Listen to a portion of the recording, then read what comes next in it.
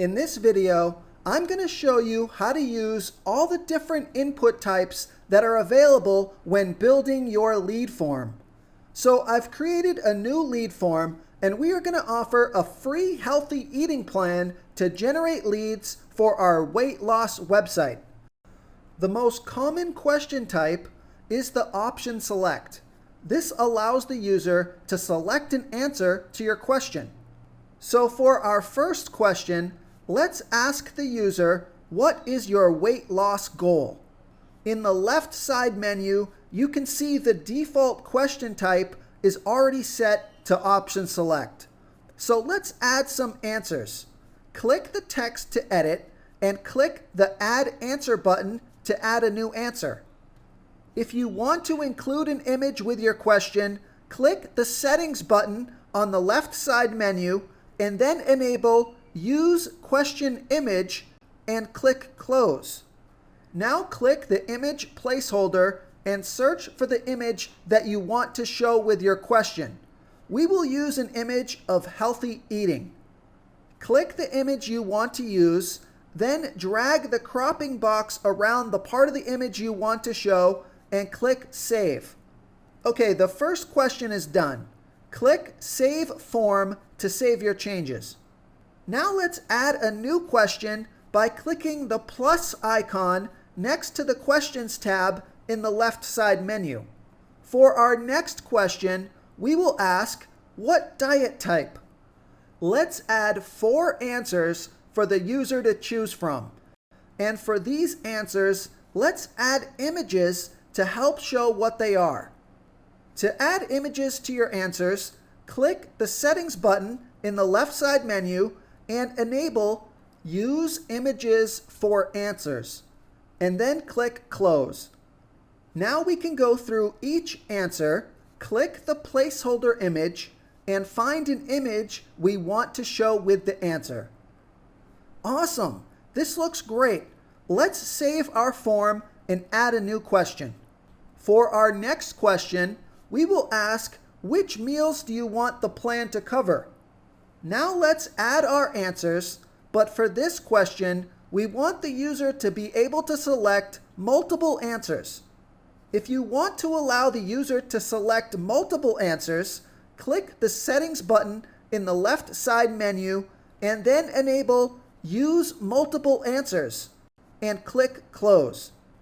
If you want to add a subtitle to the question to give the user more information, click the Settings button and enable Use Question Subtitle. Click the Close button and now click the subtitle text to change it. Let's instruct the user to select as many as they want. Okay, great. This question is done. Let's save our form and add our final question. For this question, we want some specific details from the user so we can customize the meal plans.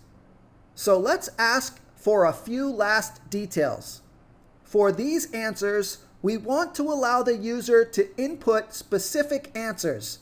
So we need to change the question type to text input. To do this, click the drop-down box under the question type in the left side menu and select Text Input. Now the answers will allow the user to input the details we want to collect. Click the text and change it to what you want the user to input. Click the Add Input button to add additional inputs. If you want the inputs to be optional, you can leave them as they are. If you want to require the user to fill in the input before moving on to the next question, click the Settings button in the left side menu and then click the Input Validation tab.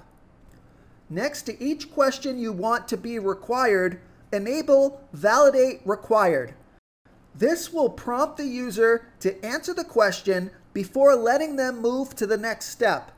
If you are asking for an email address and you want to be sure they actually enter a valid email address, enable Validate Email.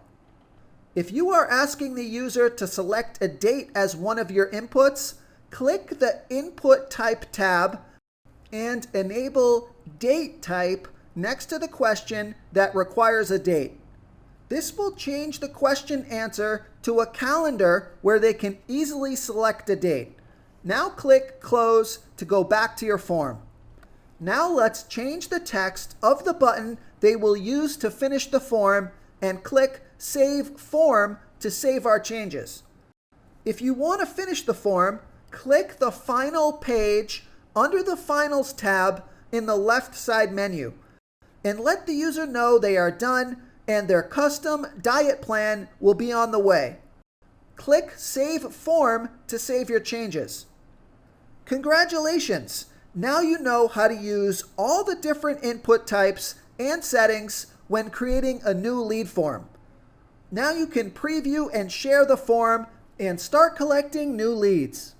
That's all for this video. Thanks for watching, and we'll see you in the next one.